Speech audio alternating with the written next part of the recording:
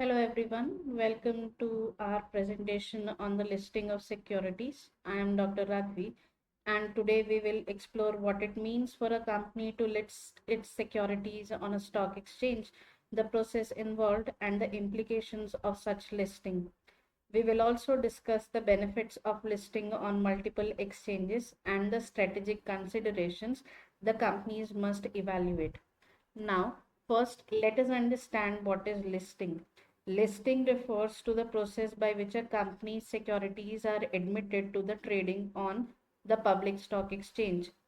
The listed status allows a company's securities to be bought and sold by investors, which can include both stocks and bonds.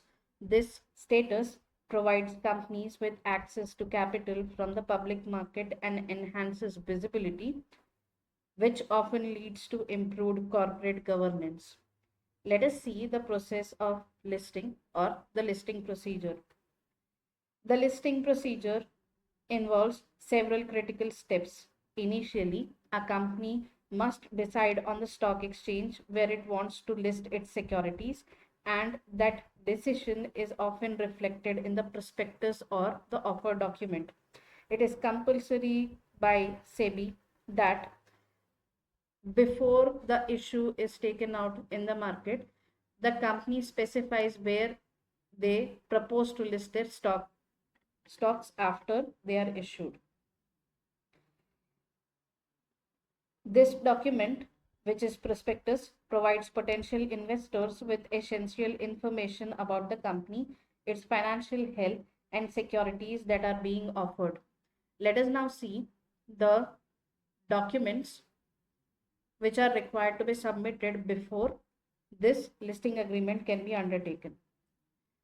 So the documents include the memorandum of association, articles of association. In case if it is a debenture issue, then a trust deed has to be submitted. The prospectus or statements in lieu of prospectus, in absence of having a prospectus, has to be submitted. After that, any type of offers for sale which have been undertaken in the past 5 years also has to be submitted. Audited balance sheets of last 5 years, or in case if it is a new company, for the period for which it has existed, has to be submitted. Dividends, cash bonuses paid if any during the past 10 years or for a shorter period have to be submitted. The interest arrears or interest in arrears has to be submitted, the document regarding it. Then agreements with or between vendors and promoters, writers and sub underwriters all have to be submitted to the exchange. Moving ahead, these are some additional documents which have to be submitted. Statements with all dates of material contracts and agreements are undertaken along with a brief description of each contract has to be submitted.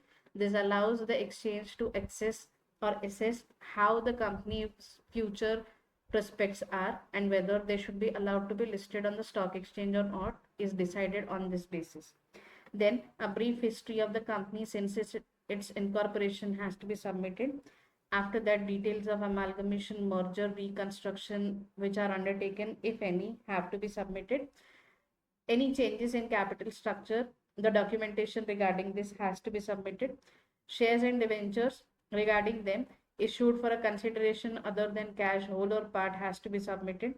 Whether they are issued at discount or premium has to be submitted, and any other option has been pursued by the company also has to be informed. Further, the statements regarding commission, brokerage, etc. also has to be submitted. Once these all documents are submitted, the company and the stock exchange would be signing something known as a listing agreement. Now, the listing agreement gets signed between the company and the stock exchange, and the merchant banker acts as the witness in this case. Moving ahead, what happens if a stock exchange does not sign the listing agreement? If a stock exchange does not sign a listing agreement with the company cannot proceed to allot the shares till such agreement is signed. The company may file an appeal before SEBI under Section 22 of SCERA, that is Securities Contract and Regulation Act, and to the Securities Appellate Tribunal, which is known as SAT, which provides a legal remedial pathway for grievances against stock exchanges decisions. Now, if a company was previously delisted, it must make a fresh application for relisting according to the current regulatory requirements. This process is vital for companies seeking to regain access to public capital markets after having been delisted, either voluntarily or mandatorily. Who can seek listing? Let us see the eligibility criteria. A company can seek listing if it offers at least 10% of its securities to public, subject to a minimum of 20 lakh securities, and the net offer to the public is not less than rupees 100 crores exclusively through the book building method, with a significant proportion of allocated to qualified institutional buyers. Alternatively, at least 25% of the securities must be offered to the general public. Let us see the market capitalization. Market capitalization and companies play a very important role because according to this, the listing would be undertaken. Now, the market capitalization is calculated as a number of outstanding shares multiplied by the price per share. For example, a large company or a large cap company might have a post issue paid up capital of rupees 3 crores and a issue size of 10 crores and a market capitalization of 25 crores. Conversely, a small cap company could have a similar capital but a smaller issue size and market capitalization along with specified income and public shareholder requirement. Now, let us see the division of the companies in the Indian stock market. The companies are divided into three different categories, namely large cap companies, mid cap companies, and small cap companies. Let us see the large cap companies first. Large cap companies are well established and stable. They have a market capitalization of rupees 20,000 crore or more. The volatility involved is very less. The growth potential is low because they are already bigger companies, and the liquidity is very high. The mid cap companies are compact and small. They have good growth potential. The market capitalization is 5,000 crores to 20,000 crore rupees. The risk involved is moderate. The growth potential because of this is also moderate. The liquidity is lower, and it means that the risk factor is comparatively higher than the large cap companies. Then we have the small cap companies. These are very small and the growth is significant in these case because these are small, so they have very high potential for growing. The capital is less than 5,000 crores. The volatility is very high because you don't know whether the company would be going ahead becoming a bigger company or not, or whether they would be closing down the business. The growth potential because of this reason is very high. The liquidity is very less because there is a possibility that the securities might be losing its value over a period of time because of changing situations in the market. Now, according to the listing agreement, the stock exchanges classifies the companies according to these criteria. A large cap company would be having a minimum post issue paid up capital of rupees 3 crores. The issue size is rupees 10 crores and the market capitalization is rupees 25 crores. A small cap company would be having a minimum post issue paid up capital of rupees 3 crores. The issue size should be 3 crores. Market capitalization is around 5 crores.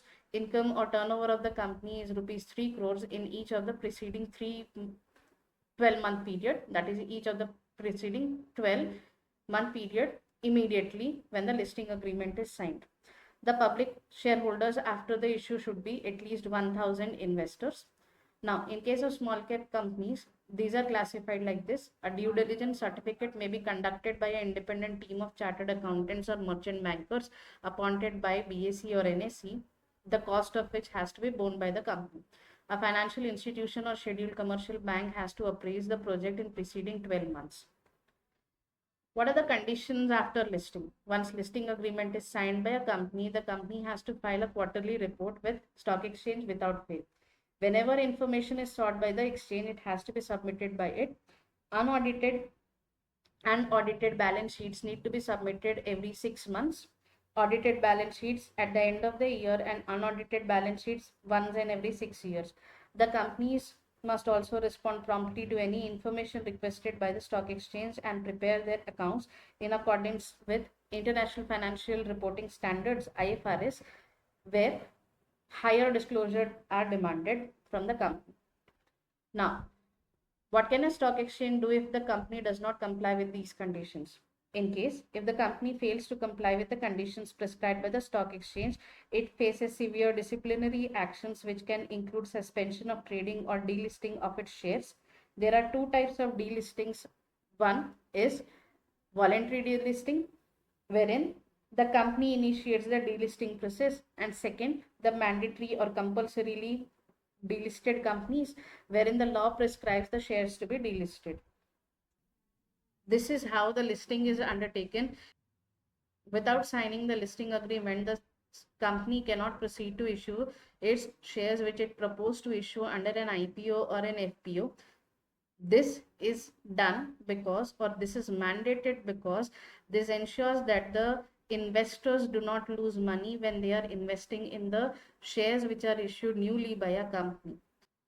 The major advantage of listing is that the investors are able to understand how their investments are growing. They are able to plan their investments in a better manner, their exit strategies in a better manner, and the risk management becomes very sound because of this reason. Thank you for joining, and we will meet again.